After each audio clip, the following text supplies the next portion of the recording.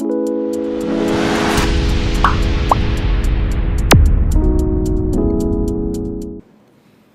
Ibu, para saudara dan saudari yang terkasih, berbuat baik dalam kehidupan kita itu sebenarnya adalah sesuatu yang sangat sederhana. Jadi berbuat baik itu adalah sesuatu yang sederhana. Yang tidak sederhana adalah pemikiran kita. Yang tidak sederhana adalah pemikiran kita. Pemikiran kita itu termasuk pamrih dan motivasi yang ada atau timbul dari perbuatan baik yang kita lakukan. Iya tidak, sebelum berbuat baik kita pasti akan selalu berpikir terlebih dahulu. Misalkan, apakah perbuatan baik itu berguna bagi orang lain?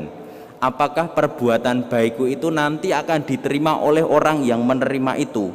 Atau apakah perbuatan baikku suatu saat nanti akan dibalas oleh orang tersebut kepadaku?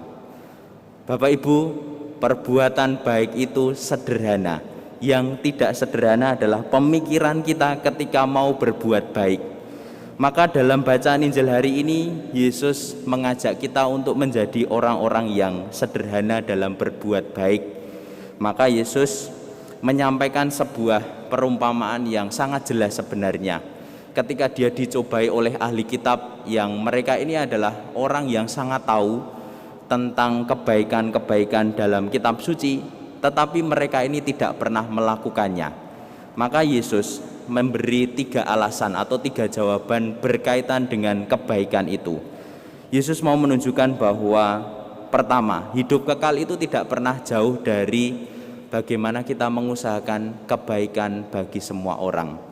Maka kan pertanyaan pertama ahli kitab itu kan, "Guru, bagaimana kami bisa memperoleh hidup kekal?" Yesus menunjukkan hidup kekal itu tidak pernah jauh dari usaha kita berbuat baik kepada sesama. Hal yang kedua adalah yang namanya status, bahwa orang itu dikatakan baik itu tidak lantas membuat otomatis orang itu adalah orang yang baik. Ahli-ahli kitab itu mestinya dikenal sebagai orang baik karena mereka tahu isi kitab suci, tetapi tidak lalu menjadi otomatis bahwa mereka dikenal sebagai orang baik. Yesus menunjukkan sekali lagi melalui orang Samaria yang dikenal sebagai orang yang dipinggirkan, tidak dianggap di dalam masyarakat, tetapi justru orang Samaria inilah yang berbuat baik, bukan orang Lewi, bukan imam yang lewat ketika melihat orang yang dirampok di jalan itu.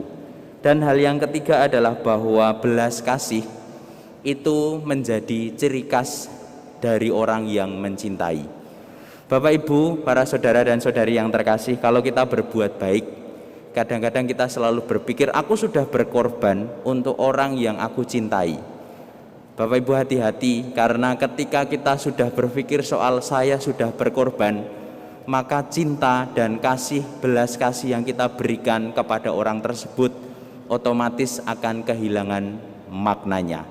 Ketika kita berpikir bahwa kita sudah melakukan sesuatu, sudah berkorban, sudah melakukan banyak hal kepada orang lain, di saat itulah makna dan arti kasih itu akan hilang, karena kita memikirkan sesuatu yang sudah kita lakukan, bukan yang sudah kita berikan secara tulus, secara total kepada sesama kita. Maka mari kita belajar juga dari Fransiskus Assisi yang menjadi pembawa cinta dan damai kepada sesama.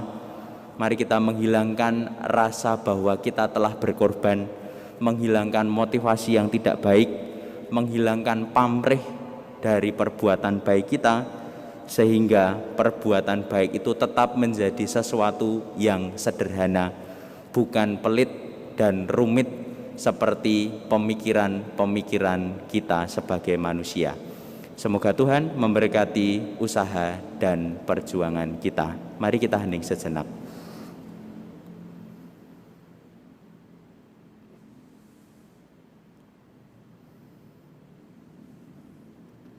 Dimuliakanlah nama Tuhan yang dulu hidup, kini dan sepanjang masa.